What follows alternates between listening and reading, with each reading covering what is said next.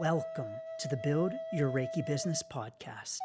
I'm Christian of Standing Stones Healing, founder of the Reiki Business Collective and creator of the Build Your Reiki Business program, sending blessings and best wishes to your Reiki business.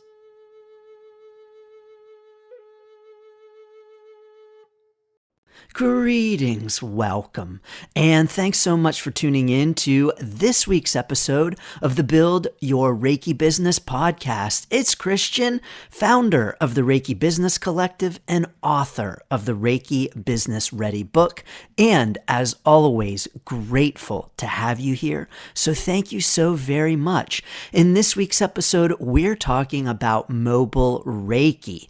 I'm sharing with you the pros and cons of a mobile Reiki business, the benefits and drawbacks, and I'm sharing with you my 3 top tips for a mobile Reiki practice.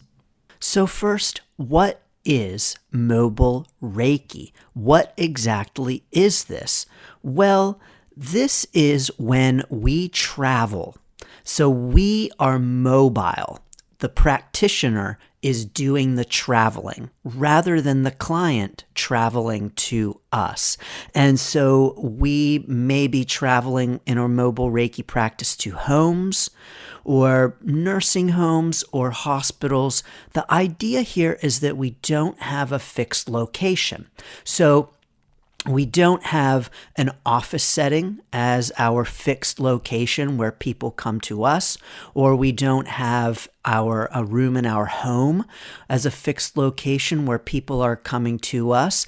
And so this is the kind of setup in a Reiki business where we are traveling to the client rather than the client traveling to us.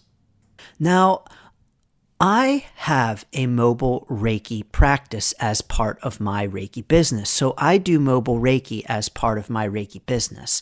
Although I will say in the last couple of years, I've been really cutting back on that aspect of my Reiki business. I'll talk about why in a little bit, but a mobile Reiki practice can be really great for your Reiki business. One of the big benefits of having a mobile Reiki practice is that there's no rent. You do not have to pay rent. Now, as Reiki practitioners, we know that rent can be depending upon our Reiki business model, but if we have that standard, typical rented office setting scenario where we're seeing clients for sessions kind of business model, we know that rent is the biggest expense. We also know that rent can really cut into our profit very steeply. And for many Reiki practitioners, it is an ongoing battle to have enough income from their sessions to cover the rent of the space. And of course, rents continue to rise. So rents are not going to go down. Like the expense of most things in life, it's just going to go up and it's not going to go down. So paying rent is a real challenge for Reiki business owners. And when we can get around paying rent, that can often be a positive thing. And one way to get around paying rent is to travel for your Reiki sessions. So no rent is, I believe, the number one benefit of a mobile Reiki business and the number one reason to have a mobile Reiki business. Number 2 benefit of having a mobile Reiki business is that it is convenient for the client. It's so convenient for the client for us to be traveling to them. Now, you may be seeing clients with a mobile Reiki business in their home, And of course, this is the ultimate convenience for the client. You mean they don't have to go anywhere? Yes, indeed. Clients are going to really appreciate that, especially when they don't want to travel. They don't want to worry about getting to a space. They don't want to worry about parking or any of the other challenges that come along with just getting out of your house and getting out into the world. This is also really great for clients who have mobility issues, for clients who are elderly, shut in, unable to get out, or who have transportation challenges. And so having a mobile Reiki practice can really help us to reach more people than who otherwise might not be able to get out to an office setting. And in that way, we make Reiki more accessible. If you're going to nursing homes or hospitals, for instance, these are people who otherwise might not be able to experience Reiki. And so we can really make Reiki more accessible by having a mobile Reiki practice, which indeed is a beautiful thing.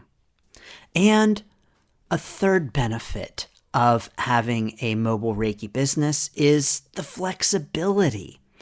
When we don't have to worry about having an office space at a specific time. So let's say that you are renting an office every Monday and you aren't able to have the office space any other day, or you don't want it any other day. You only want it one day a week. The one day you can get it is Monday. That means that you need to be scheduling your sessions on Mondays. And you don't have the flexibility to see someone on a different day. Or let's say that you want to take a vacation on a Monday, but oh no, you want to see clients, they want to book, and you can only do Mondays. Plus, you've got to worry about paying the rent. And so, oh no, if you don't see clients, you can't pay rent. So even though you want to take Monday off, you need to see the clients. Now, for as many benefits as there are to having a mobile Reiki business, and for as many reasons why it's great to have one, there are also, of course, cons and drawbacks and reasons to not have a mobile Reiki business. And one of the big ones is the travel. So traveling can and does take up a lot of effort. The traveling to the clients is time consuming, and it has a lot of wear and tear on your own personal vehicle. Now, when it comes to a mobile Reiki practice in the travel aspect, I do recommend charging to cover travel, whether that's to charge to cover your full travel time, so having a set amount that covers your travel time, increasing your session cost for that, or charging per mile or whatever. I do encourage charging more in order to cover your own travel costs and time. Now, in my mobile Reiki practice, I do add on an additional charge for the travel. I don't designate this as separate from the session itself. I just roll it all into one.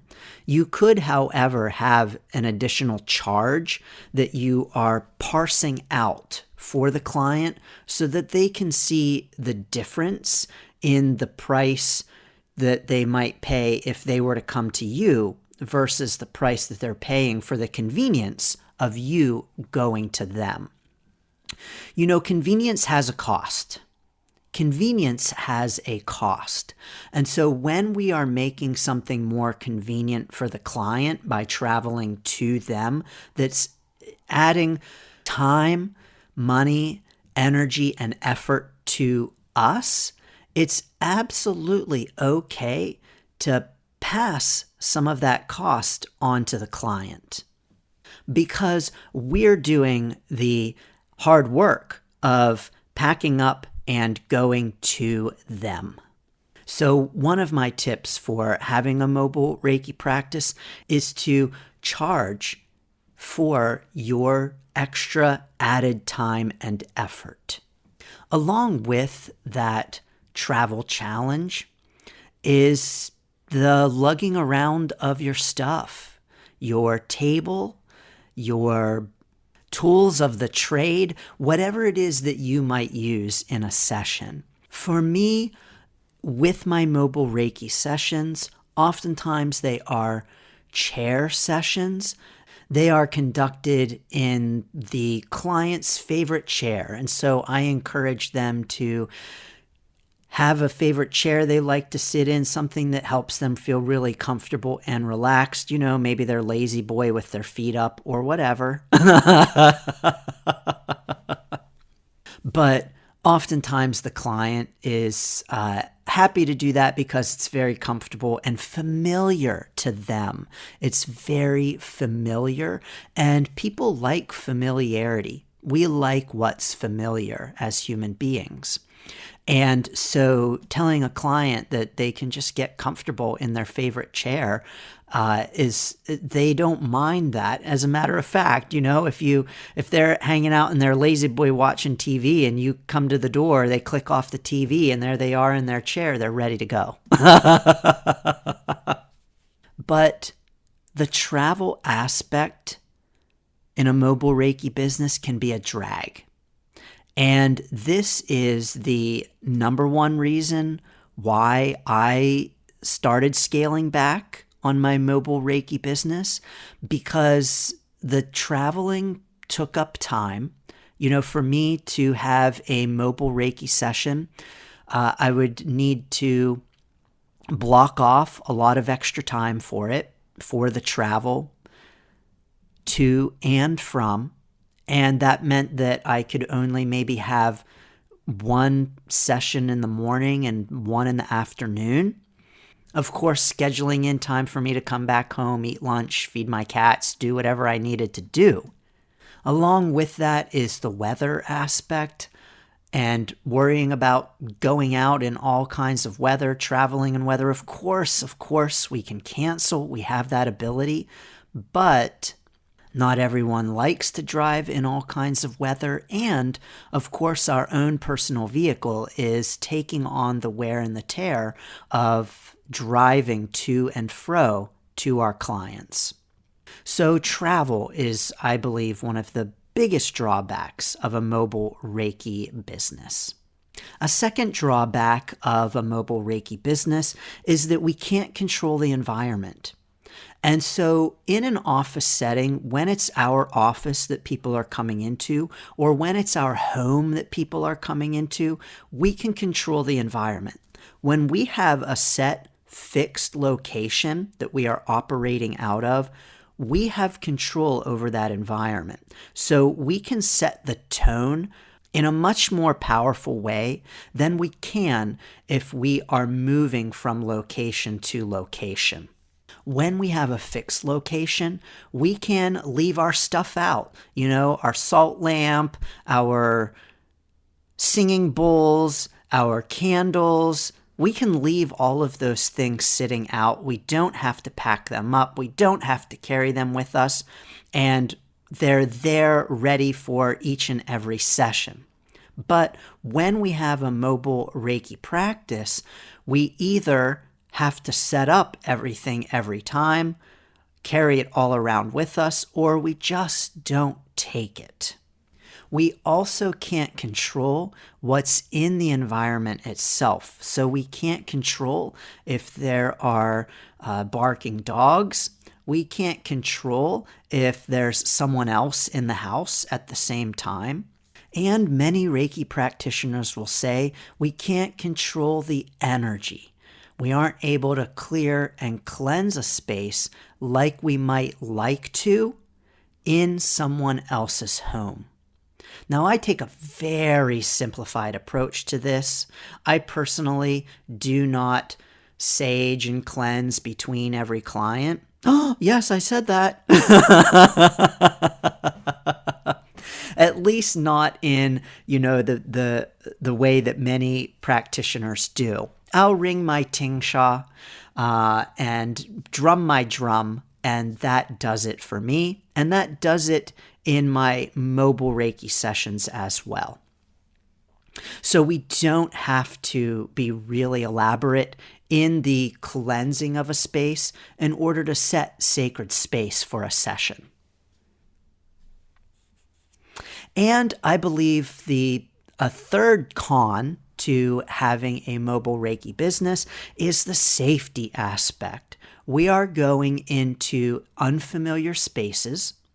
We are going into maybe someone else's space. Now, if we're going into nursing homes or hospitals, this is not so much of a concern, right? But it is if we are going into someone's home. And that has the potential for some safety concerns for us. So, given all of those pros and cons of a mobile Reiki business, I have 3 tips for your mobile Reiki practice if you want one in your Reiki business. Tip number 1, as far as that safety aspect, I encourage you to always let someone know where you are going. So make sure that you have it on your calendar, the location, the address, the client's information, their name, their phone number, whatever information you collect, have all of that on your calendar and have someone who has access to that, or at least you are telling someone where you're going, when you're going to be there, how long the session is going to last, and when you can expect to be back home. So if you have a friend, if you have a partner, a parent, just letting them know, hey, I have a mobile Reiki session today. This is the address where I'm going. This is the phone number. This is the person's name. This is the time of the session. This is when I expect to be home.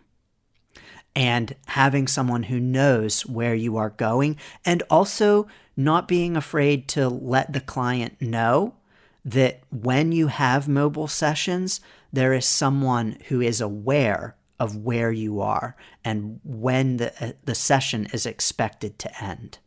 So along with that safety aspect of going into people's homes, just always have someone when you have a mobile Reiki business who knows where you're going and when your session is taking place. Number 2, along with that and this idea of controlling the environment and also the idea of travel, you can be choosy. You can be choosy about your mobile Reiki clients. And so if you don't like smoking, or if you don't like dogs, you have the ability to choose whether or not you go into those environments. For my mobile Reiki practice, I have it built into my terms that the client agrees upon booking that it is a non-smoking home. And that if I come into the home and I find out that, no, actually it is a smoking home, I have the right to leave without refund.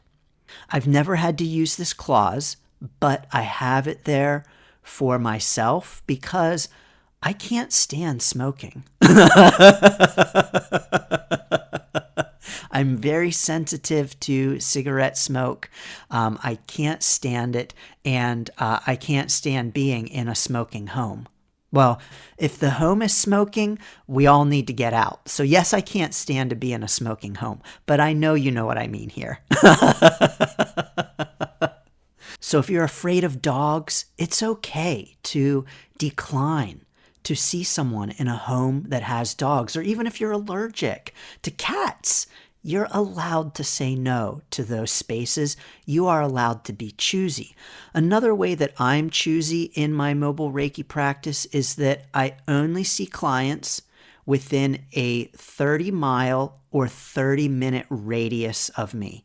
So I'll drive 30 miles or 30 minutes. And if I am asked to go beyond that radius, I'll either say no, depending upon my schedule and what's going on, or I'll add an additional charge. But I also recommend, when it comes to this being choosy, that you may want to start off in your mobile Reiki business seeing friends and friends of friends. So people you know and clients who have connections with people you know. This also is really helpful in terms of the safety aspect, so you're not going into complete strangers' homes. And number 3, I encourage you to catalog all mileage, because your mileage in your Reiki business for your mobile sessions is something that you can deduct on your taxes for your US-based Reiki business, and therefore the amount of tax you pay. So keep track of all mileage and have proof of your mileage in the form of those booked sessions and the payments, the locations, and all of that. For more on having a mobile Reiki practice, check out the Reiki Office Hacks article in the free Reiki Biz Kit at standingstoneshealing.com/Reiki Biz Kit. So, do you have a mobile Reiki practice? What are your recommendations for your mobile Reiki business? Please join us in the Reiki Business Collective Facebook group at facebook.com/groups/Reiki Biz and tell us all about it. Sending lots of blessings and best wishes to your Reiki business. Thanks for tuning in to the Build Your Reiki Business podcast. Please like, share, subscribe, and send to a friend. Learn more about the Build Your Reiki Business program at standingstoneshealing.com/build, sending blessings and best wishes to your Reiki business.